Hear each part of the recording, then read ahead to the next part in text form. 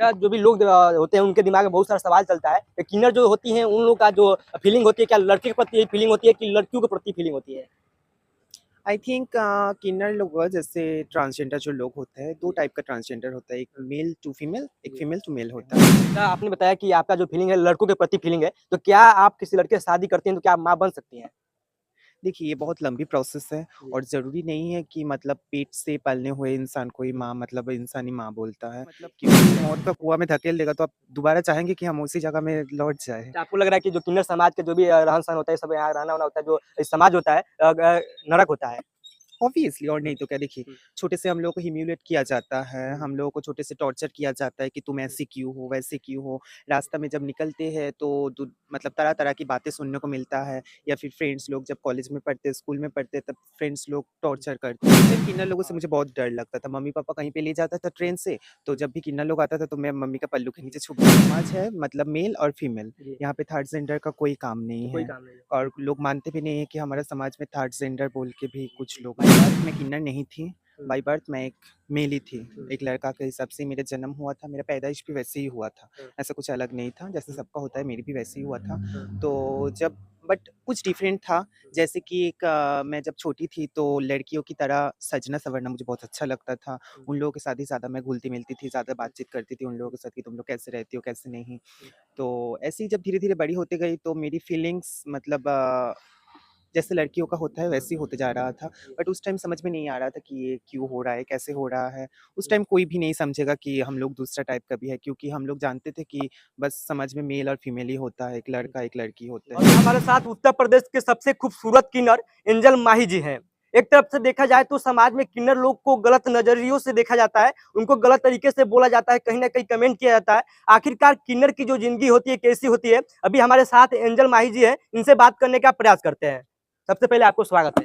Thank you आपको भी। अच्छा, आप कहाँ की रहने वाली हैं? वैसे तो मैं हुँ। कोलकाता से बिलॉन्ग करती हुँ। हूँ। अच्छा, अक्सर देखा जाए तो जो भी बंगाल की जो लड़कियाँ होती हैं, किन्नर होती हैं, अक्सर वो यूपी, बिहार में आती है। क्या कारण होता है कि अक्सर वहाँ की किन्नर और लड़कियाँ अक्सर यूपी, बिहार में जो डांस करने के लिए आती हैं? देखिए टू बी हुँ। ऑनेस्टली एक बात बोलूँ, हुँ। जैसे कि हमारा वहाँ पे भी प्रोग्राम होता है, ऐसी हुँ। बात नहीं है और हुँ। यहाँ पे जैसे छोटा-मोटा प्रोग्राम जैसे होता है, किसी का ब घर में बर्थडे छठियार होता है, तो हुँ। 2-4 चौके बिछा देता है, हुँ। तो उसी में साउंड लगा देता है, तो हुँ। उसमें प्रोग्राम हो जाता है। बट हमारा वहाँ पे कैसा होता है प्रोग्राम, हुँ। जैसे कि अच्छा खासा स्टेज बना हुआ हुँ। होता है, वहीं पे प्रोग्राम होता है। हुँ। तो वहाँ पे पेमेंट भी कम मिलता है हुँ। और यहाँ का जो इनाम का पैसा है, वो भी कम मिलता है। तो आई थिंक इसीलिए जितना भी डांसर या फिर जितना भी लेडीज़ लोग हैं, हुँ। जो थोड़ी-सी मजबूर है अपना पेट से या फिर अपना फैमिली से, वो लोग सोचते हैं कि थोड़ा ज़्यादा पैसा इनकम करने के लिए मैं यूपी, बिहार में चली जाऊँ क्योंकि हुँ। एक तो पेमेंट भी है, ऊपर से यहाँ पे इनाम का पैसा बहुत ज़्यादा मिलता है। कहीं-कहीं जगह में तो पेमेंट से डबल हो जाता है इनाम का पैसा, तो इसलिए शायद आ जाते हैं। किन्नर समाज में देखा जाता है तो समाज में बहुत गलत तरीके से उनको देखा जाता है। तो इसके बारे में आप क्या कहिएगा? हुँ। ये देखिए, ये तो मतलब नया कुछ नहीं है, ये एकदम बहुत पहले से ये होते आ रहा है हुँ। कि समाज है मतलब मेल और फीमेल, जी। यहाँ पे थर्ड जेंडर का कोई काम तो नहीं कोई है काम नहीं है। और लोग मानते भी नहीं है कि हमारा समाज में थर्ड जेंडर बोल के भी कुछ हुँ। लोग रहते हैं। हुँ। तो मतलब बहुत समय बीत चुका है, अभी लोगों का नज़रिया को थोड़ा बदलना चाहिए हुँ। क्योंकि आप लोग देखते होंगे कि हर जगह किन्नर लोग भी तरक्की कर रहे हैं। ऐसा जी। कुछ नहीं है कि किन्नर लोग या फिर थर्ड जेंडर लोग कुछ कर नहीं पाते हैं क्योंकि आजकल बहुत सारा थर्ड जेंडर लोग मतलब बहुत सारा जगह में काम करते हैं, जैसे कि वकालत कर रहा है, हुँ। जैसे कि डॉक्टर भी कर रहे हैं, सब कुछ हो रहा है। तो आई थिंक कि समाज में हम लोगों को भी एक अच्छा नज़रिया से देखें, अच्छे सोच से देखें, हुँ। तो ये सबसे इम्पोर्टेंट है आजकल लाइफ में। अच्छा, जो भी लोग होते हैं उनके दिमाग में बहुत सारा सवाल चलता है कि किन्नर जो होती हैं उन लोग का जो फीलिंग होती है क्या लड़के के प्रति फीलिंग होती है कि लड़कियों के प्रति फीलिंग होती है? आई थिंक किन्नर लोग जैसे ट्रांसजेंडर जो लोग होते हैं, 2 जी। टाइप का ट्रांसजेंडर होता है, एक हुँ। मेल टू फीमेल, एक जी। फीमेल टू मेल होता है। जी। तो अगर हम लोग को लड़की के प्रति फीलिंग होती तो हुँ। हम लोग यहाँ पे क्या करते मतलब इस या जगह में क्या करते ना? हुँ। ऑब्वियसली लड़का के प्रति फीलिंग्स है हुँ। तभी ना किन्नर बनते हैं कोई नहीं। क्या आप लोग को जो भी होते हैं लड़के के प्रति फीलिंग होती है? यस। हुँ। अच्छा, आपको कब मालूम चला कि हम किन्नर हैं? अक्सर देखा है तो जो भी बच्चे-बच्चियाँ होती हैं तो उस टाइम पता चलता है, लेकिन आपको कब मालूम चला कि आप किन्नर हैं?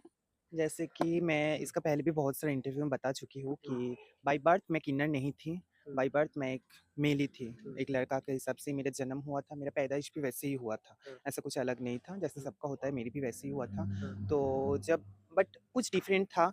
जैसे कि एक मैं जब छोटी थी तो लड़कियों की तरह सजना-संवरना मुझे बहुत अच्छा लगता था। उन लोगों के साथ ही ज़्यादा मैं घुलती-मिलती थी, ज़्यादा बातचीत करती थी उन लोगों के साथ कि तुम लोग कैसे रहती हो, कैसे नहीं। तो ऐसे ही जब धीरे-धीरे बड़ी होती गई तो मेरी फीलिंग्स मतलब जैसे लड़कियों का होता है वैसे ही होते जा रहा था। बट उस टाइम समझ में नहीं आ रहा था कि ये क्यों हो रहा है, कैसे हो रहा है। उस टाइम कोई भी नहीं समझेगा कि हम लोग दूसरा टाइप का भी है, क्योंकि हम लोग जानते थे कि बस समाज में मेल और फीमेल ही होता है, एक लड़का, एक लड़की होते हैं। तो इसके अलावा भी कुछ है, तो उस टाइम किन्नर लोगों से मुझे बहुत डर लगता था। मम्मी-पापा कहीं पे ले जाता था ट्रेन से, तो जब भी किन्नर लोग आता था तो मैं मम्मी का पल्लू के नीचे छुप जाती थी। तो जब धीरे-धीरे बड़ी होती गई हूँ, एजुकेशन कंप्लीट हुआ है एंड एजुकेशन करते-करते ही जब मतलब ऐसे फ़ोन आया मेरे पास, तो उस टाइम मुझे थोड़ा-थोड़ा पता चला है कि दिस इज़ नॉर्मल, ये कोई बात नहीं है, ऐसे हो सकता है।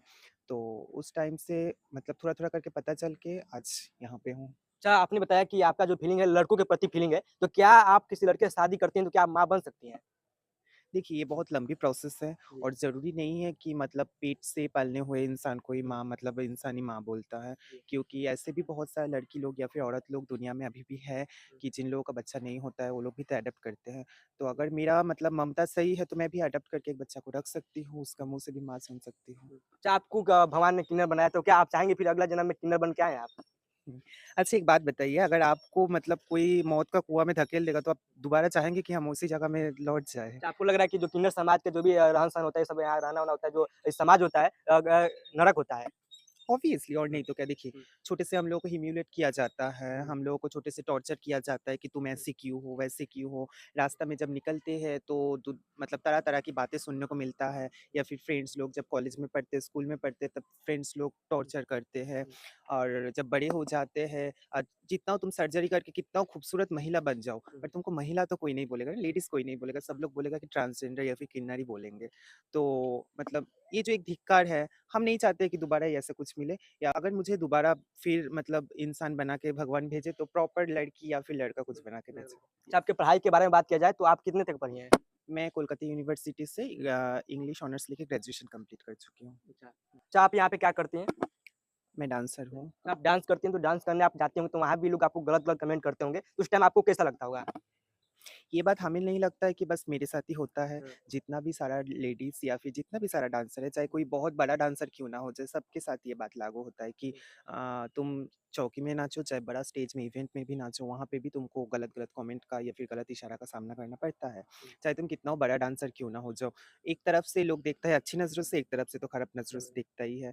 तो ऐसा नहीं करना चाहिए। हम लोग भी मतलब अपना मेहनत करके जाते हैं, प्रोग्राम दिखाते हैं आप लोगों को। तो ऐसा नहीं करना चाहिए किसी का, बस सबका लाइफ होता है, लाइफ होता है। हम लोग मजबूरी के लिए, पेट पालने के लिए जाते हैं, डांस करने के लिए, डांस करके पैसे इनकम करके तब हम लोग का फैमिली चलता है। तो अगर आप हम ही लोगों को ह्यूमिलिएट करेंगे तो ये अच्छा नहीं लगता है ना। अच्छा, जो किन्नर लोग होती हैं, वो ट्रेन में बीच रोड पे, बीच चौक पे, वो वहाँ पे जाम करके पैसे लेती हैं, नहीं लेने के बाद वहाँ पे गलत इस तरीके से वहाँ पे हरकत करती हैं। तो इसके बारे में आप क्या कहिएगा? देखिए, इसके बारे में एक ही बात कहना चाहूँगी कि समाज का दोष है ये। हुँ, अगर समाज हम लोगों को शुरू से ही एक अच्छा जगह पे मतलब कुछ कर दिया हुँ। होता, या फिर हम लोगों के लिए कोई अच्छा-सा जॉब ढूँढ दिया होता, तो शायद किन्नर लोगों को आप लोग टोल पे या फिर ट्रैफिक सिग्नल पे या फिर ट्रेन पे नहीं देख पाते। और अगर वहाँ पे भी लोग मतलब गलत कुछ करते हैं, तो उसका भी वजह हमें लगता है कि आप ही लोग हैं। क्योंकि कुछ ज़्यादा तो नहीं माँगते हैं ना, 10-20 रुपया ही माँगते हैं, क्योंकि हम लोग के पास अच्छा खासा काम नहीं रहता है। या फिर देखिए, जैसे मैं सेल्फ डिपेंड हूँ, मैं डांस करके अपना पेट चलाती हूँ, किसी के पास हाथ नहीं बिछाती हूँ। तो सब लोग तो एक जैसे नहीं होता है ना, बहुत लोग होता है कि उनके अंदर कुछ बात होगी तभी ना वो सब काम करता है, क्योंकि कोई मतलब अच्छा खासा शरीर लेके कोई हाथ पातने नहीं जाएगा आपके पास। वही 10 रुपया अगर आप दे देंगे, तो शायद वो मतलब वो दिक्कत का सामना आपका भी ना होना पड़ा, या फिर किसी और का भी इज़्ज़त नहीं जाएगा। अच्छा, आप इतना पढ़े-लिखे हैं, लेकिन आपको डांस करने की क्या ज़रूरत पड़ी? आप तो कुछ और भी सरकारी नौकरियाँ होती है, उसमें तो आप कुछ कर सकती थी ना? देखिए, मुझे डांस करना एकदम छोटे से ही बहुत पसंद है। जी। हाँ, तो मैं बहुत छोटे से ही 3 साल उम्र से मैं डांस करती हूँ। मेरे पापा सबसे पहले मुझे डांस कराना भर्ती किया था डांस क्लास में।